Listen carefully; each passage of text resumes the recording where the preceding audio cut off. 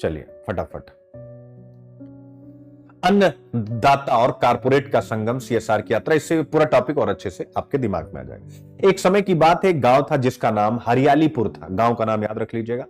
यह गांव अपनी हरियाली और मेहनती किसानों के लिए मशहूर था। गांव के लोग पूरी तरह से कृषि पर निर्भर थे और अपनी आजीविका का स्रोत खेती बाड़ी को मानते थे। लेकिन धीरे धीरे गांव में समस्याएं बढ़ने लगी। यानी कृषि के सामने क्या चैलेंजेस आ रहे हैं, जो आपको एडिटोरियल में बताया। अभी भी खेतों की उर्वरता घट रही थी, नंबर 1। जल स्तर कम हो रहा था, और तीसरा, फसलों पर क्लाइमेट चेंज का इंपैक्ट साफ साफ दिखने लगा था। किसान निराश थे और उनकी आय भी स्थिर हो गई थी। भारत में अधिकतर किसानों के लिए कृषि जीवन निर्वाह का सक्षम स्रोत नहीं रही। तभी एक दिन गांव में एक कंपनी ग्रीन एग्रो लिमिटेड के प्रतिनिधि आए। वे गांव के प्रधान श्रीमान रमेश जी से मिलने पहुंचे। प्रधान जी ने उनका स्वागत किया और पूछा, आप लोग यहां कैसे आए हैं? प्रतिनिधि ने बताया, हमारी कंपनी में सीएसआर के तहत सामाजिक कार्य करने का प्रावधान है। प्रतिनिधि ने बताया कि हमारी कंपनी में सीएसआर के तहत सामाजिक कार्य करने का प्रावधान है। कंपनी अधिनियम 2013 की धारा 135 के अनुसार हमें अपने मुनाफे का एक हिस्सा सामाजिक कार्यों में लगाना होता है। हमने सुना है कि आपके गांव में कृषि क्षेत्र में कई समस्याएं हैं और हम इन्हें हल करने में आपकी मदद करना चाहते हैं।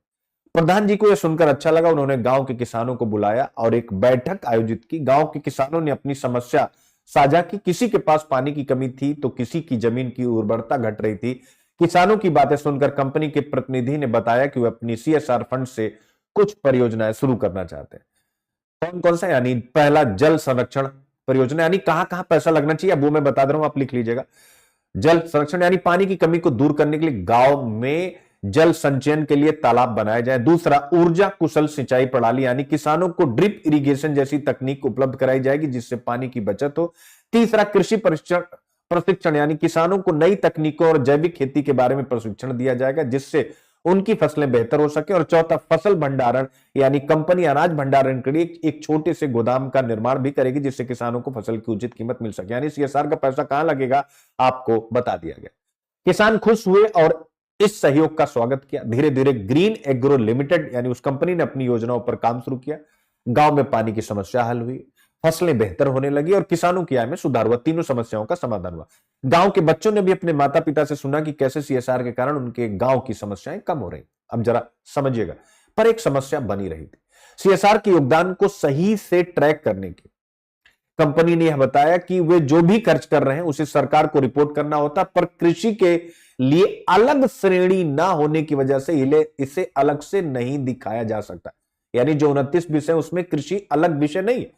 कृषि के लिए सीएसआर के खर्च को ग्रामीण विकास के तहत खर्च करने के रूप में देखा जाता है, पर्यावरण संरक्षण के रूप में भी देखा जाता है और आजीविका वृद्धि के रूप में भी देखा जाता है। यानी कृषि के लिए अलग श्रेणी नहीं है। कृषि किस श्रेणी में है?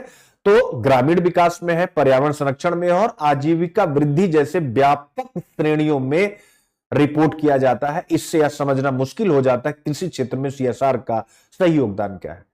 ग्रीन एग्रो लिमिटेड ने दिखाया कि कारपोरेट गवर्नेंस और नैतिकता कैसे सीएसआर में निभाई जा सकती है।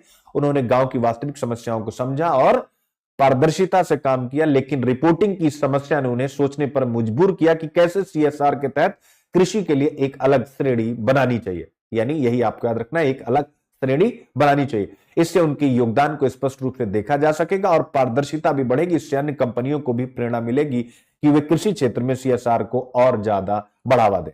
कहानी का निष्कर्ष, यानी हरियालीपुर के किसान अब आत्मनिर्भर बन गए थे और गांव में खुशहाली लौट आई थी।